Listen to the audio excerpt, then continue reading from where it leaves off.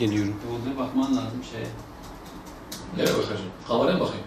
Yok. Yoksa laptopa bakayım. YouTube'a bakayım. Modeli bakman lazım. Tamam, tamam. Tamam, bu şeyi söyleyeceğim sana. Dolapları yaptırdığın yerde. Ben sana bir görsel atayım, ölçüleri de bellidir. Onu bir sorsana ne kadar yazarlar. Bana bak. Çekime bakar mısınız? Hem ya bir arkadaş yaptı, 1800 mi? Yapıyor yani. Evet, evet, evet. Malumunuz olduğu üzere 2 yıl önce 15 Temmuz'da dış destekli yaklaşık 2 asırdır İslam ümmetini işgal eden, talan eden, emperyalist güçler tarafından desteklenen bir askeri darbe gerçekleştirilmek istendi. Ve bu darbeye karşı bütün Türkiye halkı olarak Kürdü, Türk'ü, Arap'ı, bütün STK'lar, bütün İslami cemaatler, bütün tarikatlar, yıllardır Müslümanlara zulmeden, topraklarımızı işgal etmek isteyen güçlere karşı durdu. Sivil halk tanklara karşı, uçaklara karşı, kurşunlara karşı dik durarak bu konudaki duruşunu gösterdi. Ve elhamdülillah yüzlerce şehit verilmesine rağmen bu darbenin amacına ulaşılmasına izin verilmedi.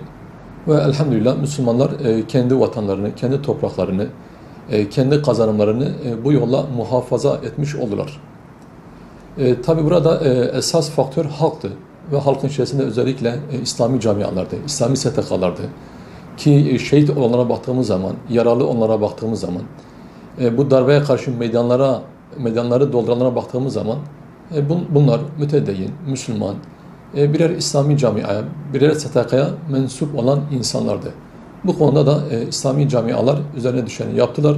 Elbette ki dün Mısır'da darbe yapan güçler ile 15 Temmuz'da Türkiye'de darbe yapmak isteyen güçler aynı güçlerdi. İsimleri değişik olmuş olsa bile, renkleri değişik olmuş olsa bile sonuçta üst akıl birdi.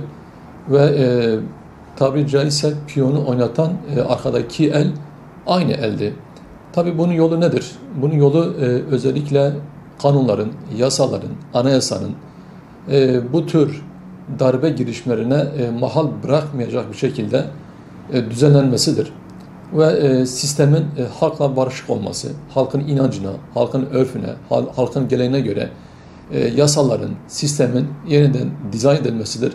Elbette ki bu darbeler ne ilk ne de son olacaktır. Sonuçta emperyalistler kendi amaçlarından, kendi hedeflerinden vazgeçmeyecektir. Bu bir hak batıl, iman ile küfür, zalimle mazlumun bir kavgasıdır. Dolayısıyla bu tür mücadeleler ama askeri darbe olur, ama muhtıra olur, ama farklı yollarla olur. Muhakkak surette devam edecektir. Bu konuda halkın uyanık olması ve özellikle hükümetin, yönetimin, halkın inancıyla, halkın değer yargılarıyla barışık olan bir anayasanın, bir düzen, bir sistemin ikame edilmesidir. Türkiye'de FETÖ kendisinden dışında, kendisinden başka hiçbir gücün, hiçbir kuvvetin güçlenmesine, kuvvetlenmesine izin vermedi. Özellikle İslami camialar.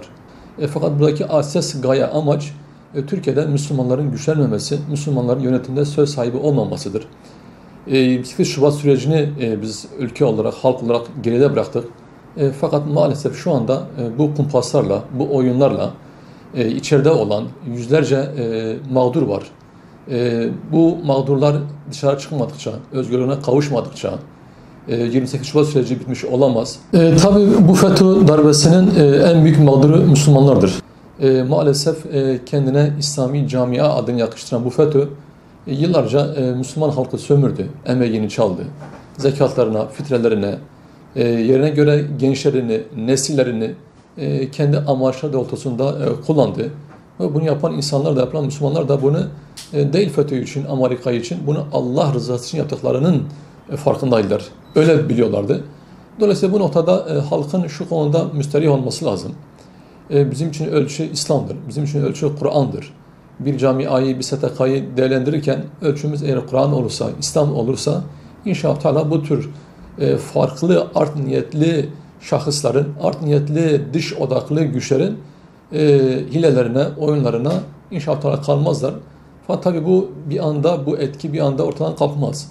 Belki orta vadede devam edecek. STK'lara karşı, İslami camialara karşı halkın bir güvensizliği olacaktır.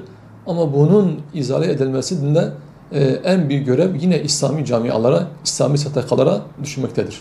Elhamdülillah öyle bir dinin müntesibiyiz ki karşımızda düşmanımız dahi olsa Allah-u Teala bunlara adil olma çağrısı yapmaktadır. Dolayısıyla FETÖ'de olsa, başka bir grup da olsa adil olunması lazım. Hukuk çerçevesinde gerçekten de var olan mağduriyetlere yeni mağduriyetler eklemeden suçlu ile suçsuzu birbirinden ayırt edecek, tasnif edecek kısasların, yasaların, kanunların olması lazım. Elbette ki her kılığa giren, kendini yıllardır çok usta bir şekilde gizleyen bir örgüte karşı bunlar kolay olmayacak.